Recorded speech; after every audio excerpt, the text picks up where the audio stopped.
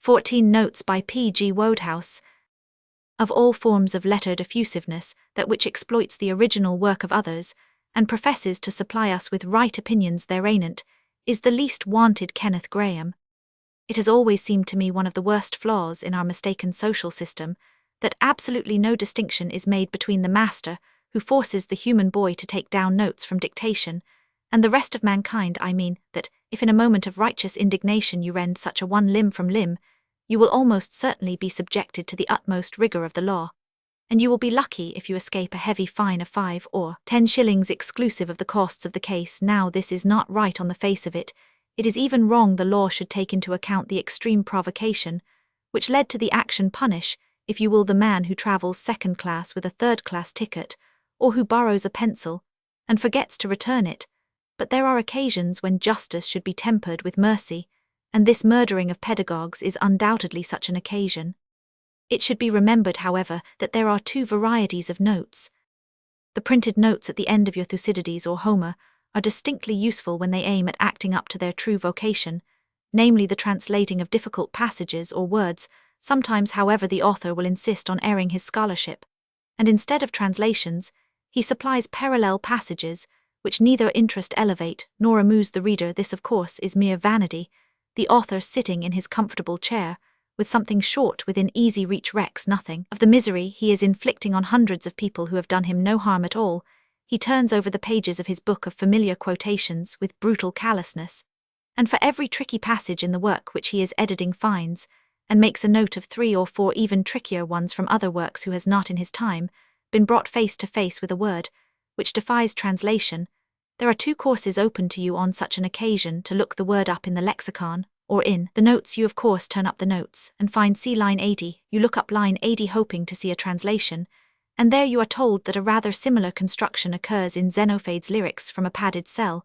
On this, the craven of spirit will resort to the lexicon, but the man of metal will close his book with an emphatic bang, and refuse to have anything more to do with it. Of a different sort are the notes which simply translate the difficulty, and subside. These are a boon to the scholar. Without them, it would be almost impossible to prepare one's work during school, and we should be reduced to the prosaic expedient of working in prep time. What we want is the commentator who translates mensa as a table, without giving a page and a half of notes on the uses of the table in ancient Greece, with an excursus on the habit common in those times of retiring underneath it after dinner, and a list of the passages in Apollonius Rhodius where the word table is mentioned. These voluminous notes are apt to prove a nuisance in more ways than one. Your average master is generally inordinately fond of them, and will frequently ask some member of the form to read his note on so-and-so out to his fellows. This sometimes leads to curious results, as it is hardly to be expected that the youth called upon will be attending even if he is awake, which is unlikely. On one occasion, an acquaintance of mine, whose name I am not at liberty to divulge, was suddenly aware that he was being addressed, and on giving the matter his attention, found that it was the foremaster asking him to read out his note on balbus murum edificavit.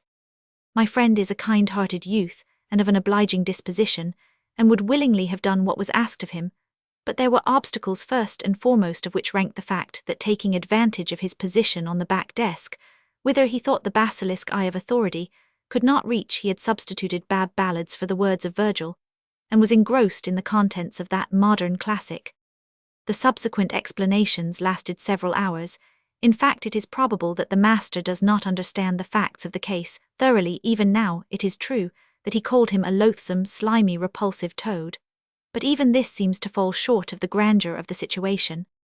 Those notes also, which are alas only too common nowadays, that deal with peculiarities of grammar, how supremely repulsive they are! It is impossible to glean any sense from them, as the editor mixes up Nipperwick's view with Sidley's reasoning and Spreckenz chimes, surmise with Donnerrunblitzendorf's conjecture in a way that seems to argue a thorough unsoundness of mind, and morals a cynical insanity, combined with a blatant indecency. He occasionally starts in a reasonable manner by giving one view as one and the next as two. So far everyone is happy and satisfied. The trouble commences when he has occasion to refer back to some former view, when he will say, thus we see 1 and 14 that etc. The unlucky student puts a finger on the page to keep the place and hunts up view 1. Having found this, and marked the spot with another finger, he proceeds to look up view 14. He places another finger on this, and reads on, as follows. ZMPE, however, maintains that Schrumpf C3 is practically insane, that Splech C34 is only a little better, and that RSWKG C97 a BC3 is so far from being right that his views may be dismissed as readily as those of Excrit C5X. At this point, brain fever sets in the victim's last coherent thought, being a passionate wish for more fingers. A friend of mine, who was the wonder of all who knew him in that he was known to have scored 10% in one of these papers on questions like the above, once divulged to an interviewer the fact that he owed his success to his methods of learning rather than to his ability on the night before an exam. He would retire to some secret solitary place, such as the bootroom, and commence learning these notes by heart. This, though a formidable task, was not so bad as the other alternative. The result was that, although in the majority of cases he would put down for one question an answer that would have been right for another, yet occasionally, luck being with him, he would hit the mark, hence his 10%. Another fruitful source of discomfort is provided by the type of master who lectures on a subject for half an hour, and then with a bland smile invites, or rather challenges his form to write a good long note on the quintessence of his discourse. For the inexperienced this is an awful moment. They must write something but what for the last half hour they have been trying to impress the master with the fact that they belong to the class of people who can always listen best with their eyes closed. Nor poppy nor mandragora, nor all the drowsy syrups of the world can ever medicine them to that sweet sleep that they have just been enjoying, and now they must write a good long note. It is in such extremities that your veteran shows up well. He does not betray any discomfort, not he rather enjoys the prospect, in fact, of being permitted to place the master's golden eloquence on paper, so he takes up his pen with alacrity. No need to think what to write, he embarks on an essay concerning the master, showing up all his flaws in a pitiless light, and analyzing his thorough worthlessness of character on so congenial a subject. He can of course write reams, and as the master seldom if ever desires to read the good long note, he acquires a well-earned reputation for attending in school and being able to express himself readily with his pen vivat florit. But all these forms of notes are as nothing compared with the notes that youths, even in this our boasted land of freedom, are forced to take down from dictation of the good long note. Your French scholar might well remark c'est terrible, but justice would compel him to add, as he thought of the dictation note, my si nest, pas le diable. For these notes from dictation are, especially on a warm day, indubitably le diable. Such notes are always dictated so rapidly that it is impossible to do anything towards understanding them.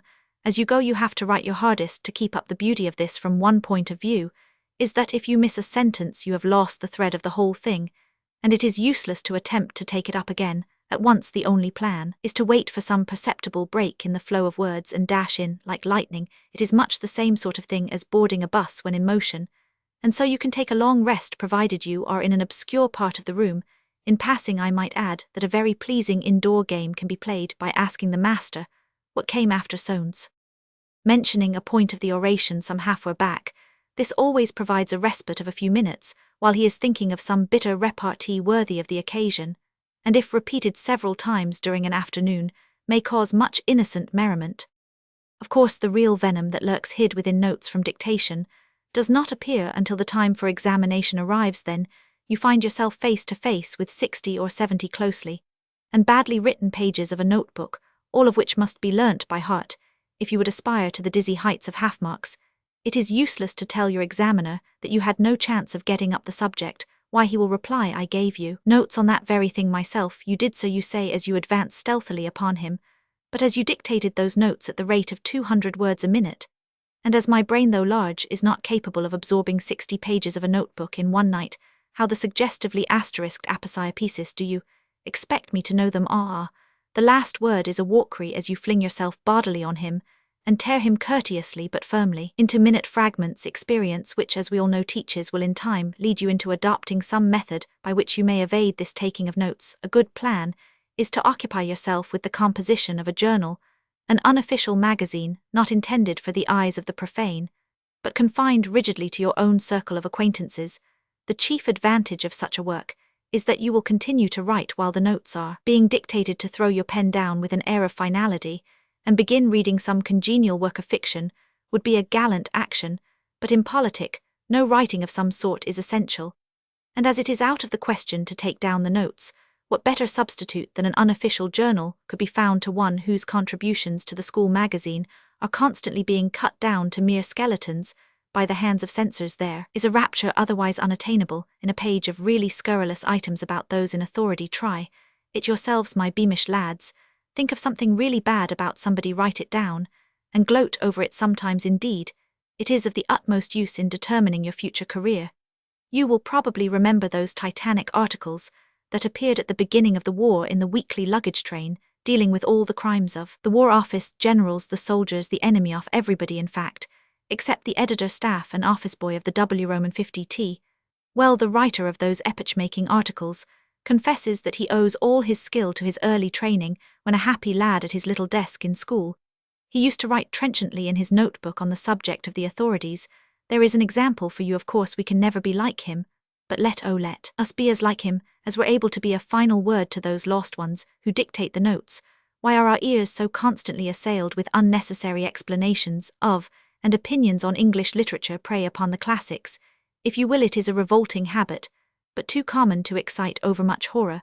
But surely anybody presupposing a certain bias towards sanity can understand the classics of our own language, with the exception of course of Browning. Take Tennyson, for example. How often have we been forced to take down from dictation the miserable maunderings of some commentator on the subject of Maud? A person reads Maud, and either likes it or dislikes it. In any case, his opinion is not likely to be influenced by writing down at express speed the opinions of somebody else concerning the methods or objectivity and subjectivity of the author when he produced the work.